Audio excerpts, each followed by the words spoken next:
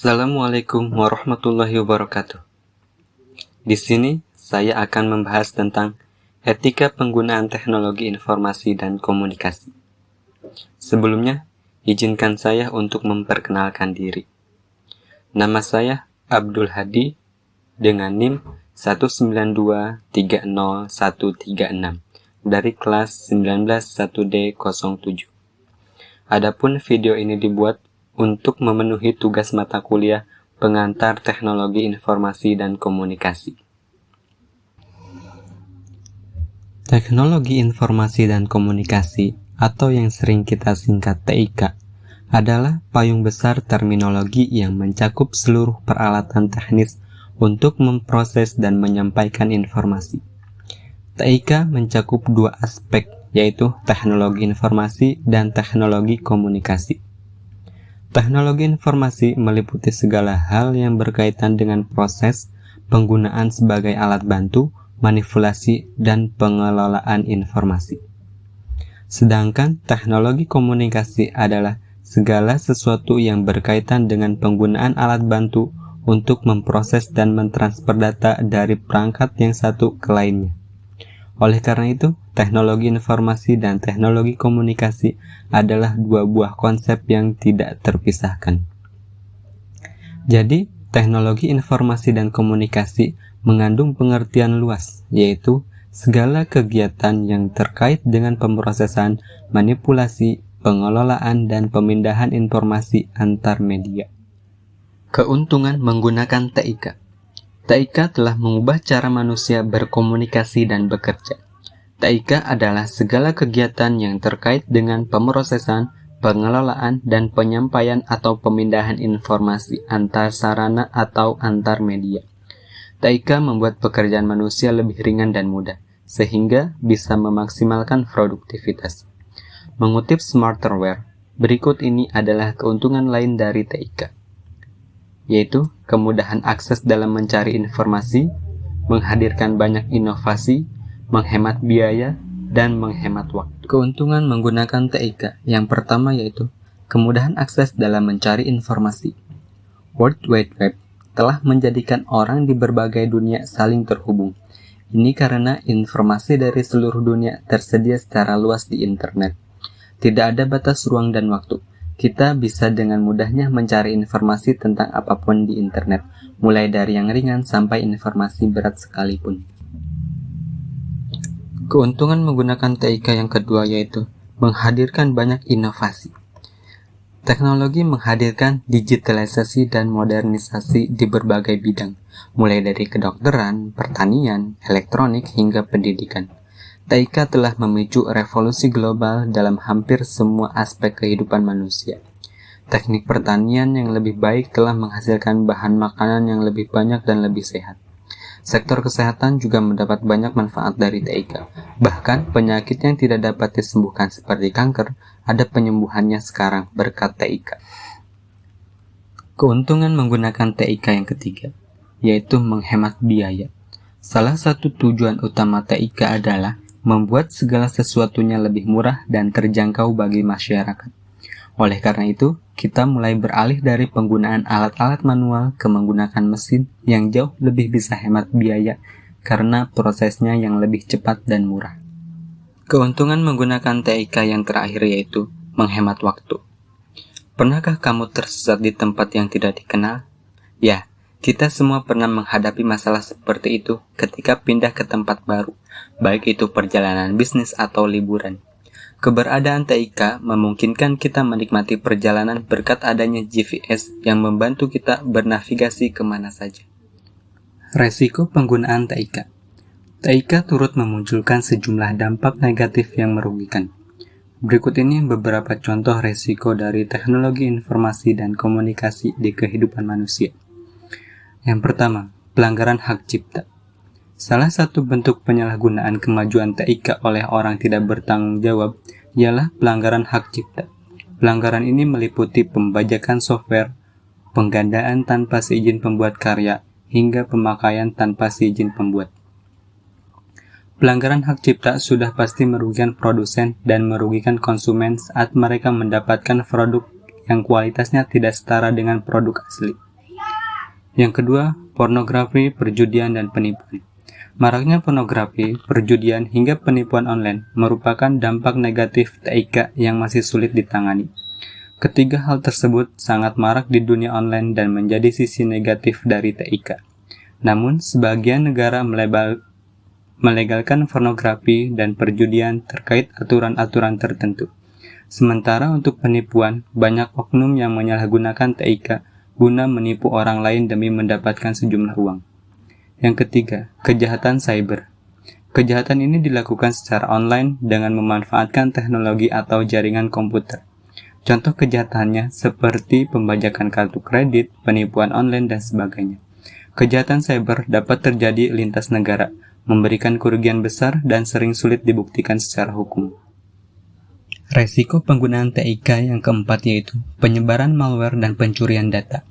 Penyebaran malware merupakan contoh dampak negatif teknologi digital yang kini dapat mengintai hampir semua pengguna komputer dan smartphone. Malware adalah program komputer yang sifatnya mencari kelemahan software. Penyebaran malware bisa dimanfaatkan untuk membobol atau merusak sistem operasi maupun merusak software. Contoh malware adalah virus, worm, keylogger, trojan, spyware, dan sebagainya. Salah satu dampak paling berbahaya dari penyebaran malware adalah pencurian data-data pribadi, seperti koleksi foto video, kata sandi email, atau akun medsos, nomor induk kependudukan, hingga nomor PIN ATM. Pencurian data pribadi bahkan bisa mengarah pada pemalsuan identitas seseorang dengan tujuan kejahatan. Yang kelima adalah kecanduan. Media sosial, game komputer, dan aplikasi ponsel dapat membuat kita ketagihan. Media sosial dengan fitur scroll tanpa batasnya bisa membuat kita lupa waktu. Sesuatu bisa disebut kecanduan apabila mengganggu aspek hidup kita yang lain. Misalnya menjadi terlambat sekolah karena kesiangan akibat tidur larut malam bermain Instagram.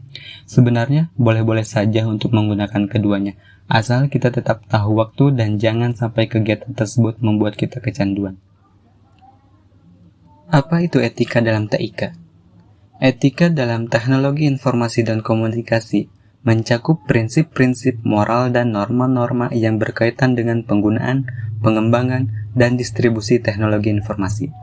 Dalam konteks TIK, etika memberikan dasar untuk mengevaluasi apakah tindakan atau keputusan terkait dengan teknologi tersebut sesuai dengan nilai-nilai moral dan norma-norma yang diterima secara luas.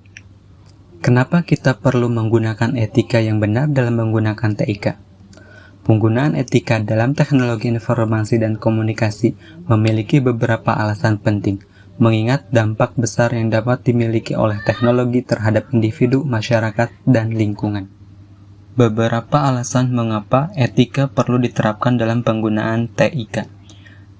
Yang pertama, etika membantu melindungi privasi individu dengan mengatur dan membatasi pengumpulan, pengolahan, dan penggunaan data pribadi. Ini penting untuk mencegah penyalahgunaan informasi pribadi oleh pihak yang tidak bertanggung jawab. Yang kedua, prinsip etika membimbing tindakan yang mengutamakan keamanan informasi. Keamanan yang baik membantu melindungi data sensitif dan sistem dari ancaman cyber serta potensi penyalahgunaan. Yang ketiga, etika mendorong pertanggungjawaban atas tindakan dan keputusan yang diambil dalam pengembangan, implementasi, dan penggunaan teknologi. Ini penting untuk meminimalkan resiko dampak negatif. Yang keempat, etika menuntut kesetaraan akses terhadap teknologi tanpa memandang latar belakang, gender, atau karakteristik lainnya. Ini membantu mencegah terjadinya kesenjangan digital dan memastikan manfaat teknologi dapat dirasakan oleh semua lapisan masyarakat. Yang kelima, etika mendukung penghormatan terhadap hak cipta dan hak kekayaan intelektual lainnya. Ini mendorong pengembangan dan penggunaan teknologi dengan cara yang sah dan adil. Yang keenam, bagi para profesional TIK, mengikuti etika profesional adalah kunci untuk memastikan bahwa layanan dan produk yang dihasilkan memenuhi standar tertinggi dalam hal integritas, kejujuran, dan kualitas. Yang ketujuh, etika membantu mengidentifikasi dan mencegah dampak sosial negatif dari penggunaan teknologi. Ini termasuk mempertimbangkan implikasi terhadap pekerjaan, kehidupan pribadi, dan struktur sosial. Yang kedelapan, Etika juga mencakup pertimbangan terhadap dampak lingkungan dari produksi, penggunaan, dan pembuangan teknologi. Dengan mempertimbangkan aspek ini, dapat diupayakan penggunaan teknologi yang lebih ramah lingkungan. Dan yang kesembilan, dengan mengikuti etika, pengembangan dan penggunaan teknologi dapat diarahkan ke arah yang berkelanjutan, memperhatikan kebutuhan generasi mendatang dan dampak jangka panjang. Contoh pelanggaran etika dalam penggunaan TIK. Memahami contoh pelanggaran etika ini membantu mendorong praktik yang lebih etis dan bertanggung jawab dalam penggunaan TIK.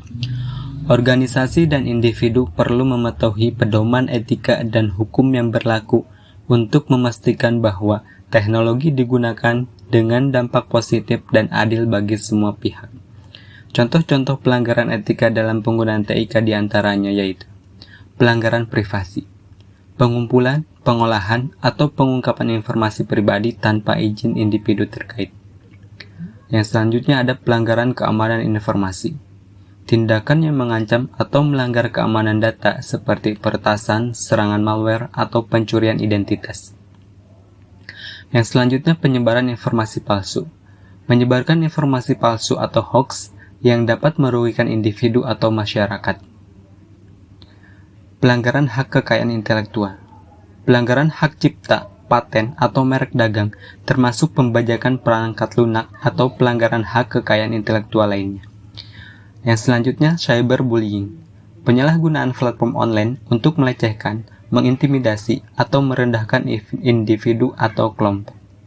Dan yang selanjutnya, manipulasi algoritma. Manipulasi algoritma pencarian atau algoritma media sosial untuk mengatur visibilitas atau mengarahkan opini publik.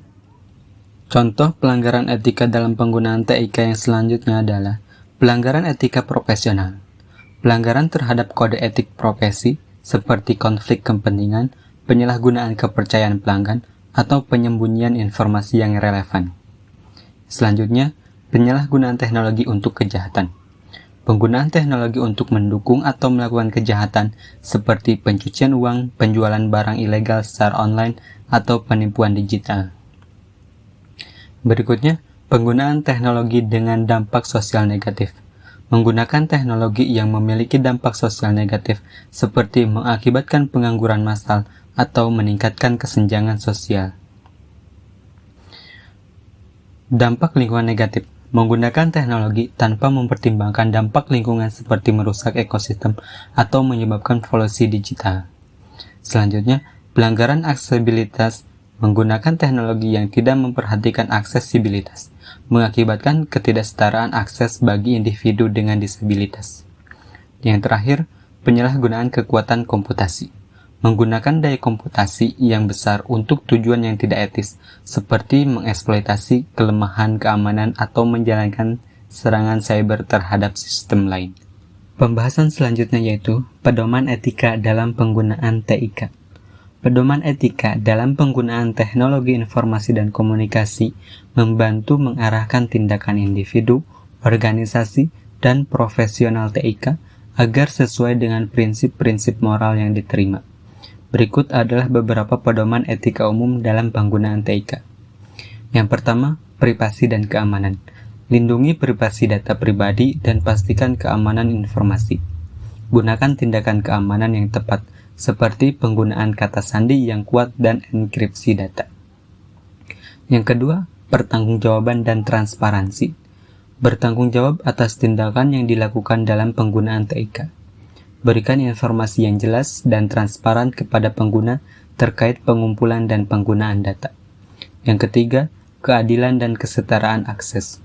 Pastikan bahwa teknologi informasi dapat diakses oleh semua orang tanpa adanya diskriminasi. Perhatikan kesenjangan digital dan upayakan mengatasi masalah aksesibilitas. Yang keempat, hak kekayaan intelektual. Hormati hak cipta dan paten. Gunakan perangkat lunak dan konten secara sah dan sesuai dengan lisensi. Yang kelima, etika dalam komunikasi online. Gunakan bahasa yang sopan dan hormat dalam komunikasi online. Hindari perilaku online yang dapat merugikan atau merendahkan orang lain. Pedoman etika dalam penggunaan TIK yang keenam adalah keamanan cyber. Lindungi sistem dan data dari ancaman cyber dengan menggunakan perangkat lunak keamanan dan kebijakan yang tepat. Hindari tindakan yang dapat menyebabkan kerentanan keamanan, seperti penggunaan perangkat lunak bajakan. Yang ketujuh, penggunaan teknologi yang bertanggung jawab. Pertimbangkan dampak sosial, lingkungan, dan ekonomi dari pengembangan dan penggunaan teknologi. Hindari pengembangan atau penggunaan teknologi yang dapat merugikan masyarakat atau lingkungan. 8. Pengembangan profesional. Tingkatkan keterampilan dan pengetahuan secara terus-menerus. Ikuti standar etika dan kode perilaku yang berlaku di industri TIK. 9. Pengelolaan konflik kepentingan. Hindari konflik kepentingan dan lakukan tindakan yang adil dan transparan ketika terjadi konflik tersebut. Dan yang terakhir, dampak pada masyarakat. Pertimbangkan dampak teknologi terhadap masyarakat dan lingkungan. Berpartisipasi dalam inisiatif sosial yang mendukung keberlanjutan dan tanggung jawab sosial. Berikutnya, apa konsekuensi ketika melanggar etika dalam penggunaan TIK? Melanggar etika dalam penggunaan teknologi informasi dan komunikasi dapat memiliki konsekuensi serius, baik bagi individu, organisasi, maupun masyarakat secara keseluruhan. Beberapa konsekuensi umumnya melibatkan aspek hukum, reputasi, dan dampak sosial. Berikut adalah beberapa konsekuensi yang mungkin terjadi. Konsekuensi yang pertama yaitu konsekuensi hukum. Pelanggaran etika dalam TIK dapat mengakibatkan konsekuensi hukum, termasuk tuntutan hukum, denda, atau bahkan hukuman pidana, terutama jika melibatkan pelanggaran privasi, pencurian identitas, atau pelanggaran hak kekayaan intelektual. Yang kedua, sanksi organisasi.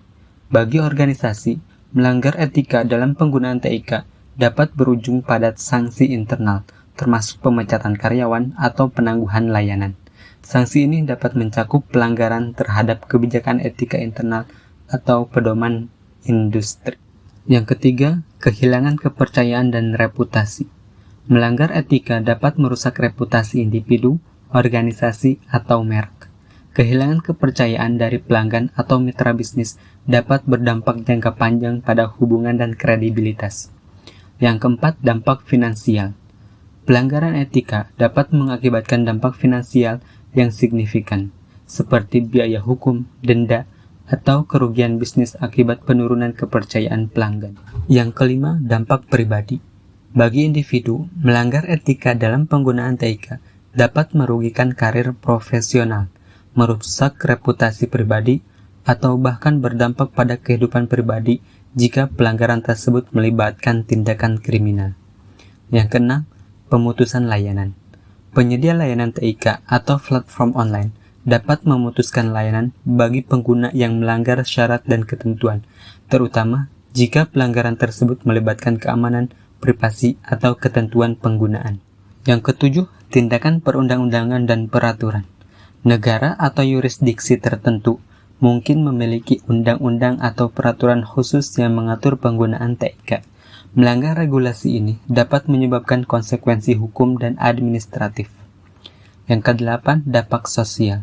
Melanggar etika dalam TIK dapat memberikan dampak sosial negatif, terutama jika pelanggaran tersebut menyebabkan kerugian atau ketidaksetaraan di masyarakat. Hal ini dapat memicu reaksi negatif dari masyarakat atau kelompok tertentu. Oleh karena itu, penting untuk mematuhi pedoman etika, hukum, dan regulasi yang berlaku dalam penggunaan TIK. Pemahaman dan penghargaan terhadap konsekuensi dari tindakan yang tidak etis dapat membantu mencegah terjadinya pelanggaran dan memastikan penggunaan TIK yang bertanggung jawab. Mungkin sekian pembahasan saya tentang etika penggunaan teknologi informasi dan komunikasi. Manfaatkan teknologi dengan bijak, waspada selalu, dan bijak selalu. Terima kasih sudah menonton. Wassalamualaikum warahmatullahi wabarakatuh.